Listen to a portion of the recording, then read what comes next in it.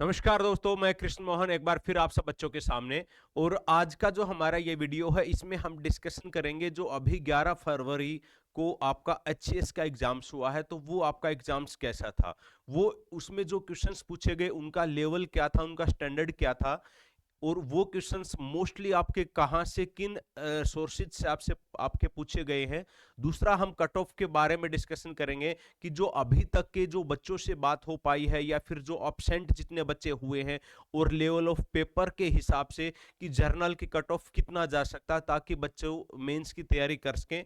और एक बात और भी हम डिस्कशन करेंगे इस पेपर को देख के कि क्या एचसीएस की स्पेशल अलग से तैयारी करना चाहिए या फिर यूपीएससी वाला जो बच्चा होता है वो यूपीएससी की तैयारी में ही एचसीएस आपका इंक्लूड होता है। क्योंकि पहले देखो काफी अंतर था, पिछले जब से इन्होंने 2021 का पेपर कैंसिल किया उससे पहले क्या होता था कि भी आपका फैक्चुअल डिटेल्स पूछा जाता था। इवन की बहुत जो नॉर्मल जो पेपर जो ये लूसेंट वगैरह की बुक है इनसे भी पढ़ के अच्छे से प्रीलिम्स आप आसान से निकाल सकते थे, लेकिन अब वो टाइम जा चुका है। अब लेवल जो है वो काफी बढ़ चुका है।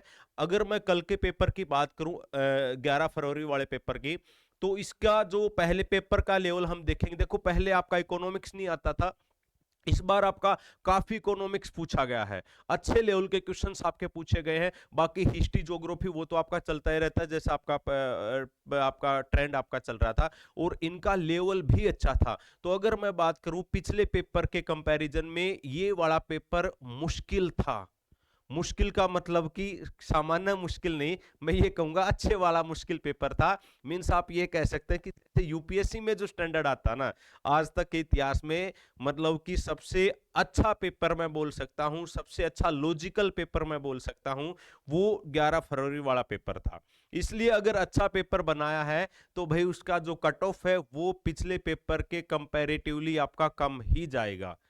नेक्स्ट जो इंपॉर्टेंट बात है कि भी एचसीएस में अब की बार लगभग 87 से 88,000 बच्चों ने अप्लाई किया था, और इन 88,000 बच्चों में से 50,000 बच्चे अब्सेंट थे।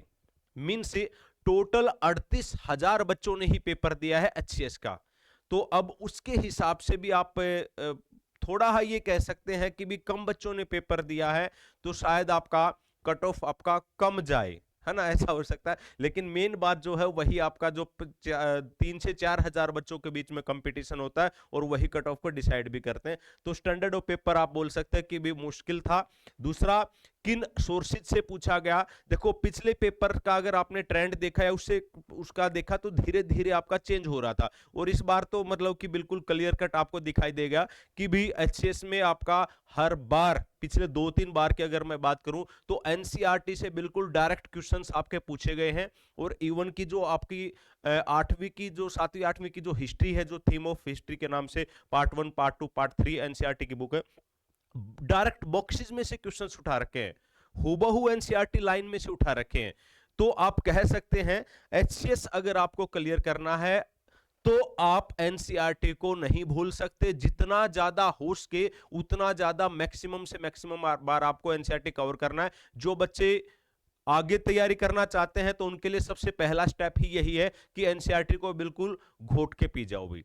और एनसीईआरटी का हूबहू लाइन टू लाइन बैच आपको केएम क्लासेस ऐप में मिल जाएगा, और वो इसी पेपर को देखते हुए मैंने स्टार्ट करना है, ताकि जो बच्चा अच्छे से तैयारी करना चाहता है या फिर अच्छा अपने जीएस को इंप्रूव करना चाहता है तो हूबहू क्लास वाइज और चैप्टर वाइज आपको एनसीईआरटी में आपको लाइन टू लाइन आपको पढ़ाऊंगा उसमें उस बैच में। फिर उसके बाद करंट अफेयर्स का अगर आप देखोगे तो डायरेक्ट जो हमारा स्टैंडर्ड है ना, मतलब कि जैसे हिंदू की जो लाइन थी उनसे बिल्कुल डायरेक्ट क्वेश्चन आपके उठा रखे हैं। पीआईबी जो आप न्यूज है आपने सुना होगा, तो वहां से बहुत सारे करंट अफेयर्स बिल्कुल डायरेक्टली हैं, बिल्कुल लाइन टू लाइन उठा रखे हैं। तो जो गवर्नमेंट का जो स्टैंडर्ड है, जैसे आपका कुरुक्षेत्र योजना आती है, तो ये सारी की सारी जो स्टैंडर्ड्स ऑफ मैगजीन्स है तो वहीं से आपके सारे के सारे करंट अफेयर्स के क्वेश्चंस पूछे गए हैं। अब हम लास्ट में अंतिम बात कर लेते हैं कि भी कट ऑफ कितना जाएगा। हाँ, पेपर की जो पीडीएफ है, पेपर अगर आप देखना चाहें तो नीचे जो टेलीग्राम चैनल उसको ज्वाइन कर लीजिएगा, उसमें मैं आपको पेपर डाल दूंगा। हाँ, ऑफिशियल आंसर की अभी तक नहीं आई है, 4 से 5 दिन में वो आपके आ जाएगी। उसमें जो निशान लगे होंगे और किसी का पेपर पेपर है वो, मतलब उसको ठीक नहीं मानना आपको, वो ठीक है गलत है वो बाद में चेक करना आप, लेकिन पेपर का लेवल आप देख सकते हैं। फिर कट ऑफ कितना जाएगा, तो भाई देखो पिछली बार आपका लगभग मतलब कि 58 के आसपास रहा होगा एज पर माय नॉलेज, लेकिन इस बार जो जर्नल का कट ऑफ है पहले की तुलना में 3 से 4 नंबर आपका कम जा सकता है। मींस जिस बच्चे के 53 54 55 नंबर भी अगर आपके बनते हैं तो आपका पेपर पास हो जाएगा।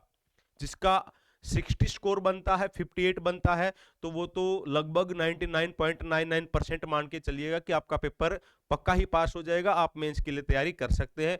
मेंस का टाइम कितना दिया जाएगा, कैसे होगा, वो मैं एक वीडियो बाद में, अभी थोड़ा उसके बारे में ज्यादा नॉलेज है नहीं, प्रॉपर एक बार उसके बारे में नॉलेज लेके हम डिस्कशन करेंगे कि कितना टाइम मेंस के लिए बचा है और किस तरीके से हमारे को कैसे क्या टाइम को स्लॉट बनाना चाहिए और किस चीज के ऊपर ज्यादा फोकस करना चाहिए। तो आपका स्कोर कितना रहा, क्या आपने पेपर दिया या फिर आप अगली बार पेपर की तैयारी करना चाहते हैं, तो कमेंट करके जरूर बताएं। Thank you, bye bye.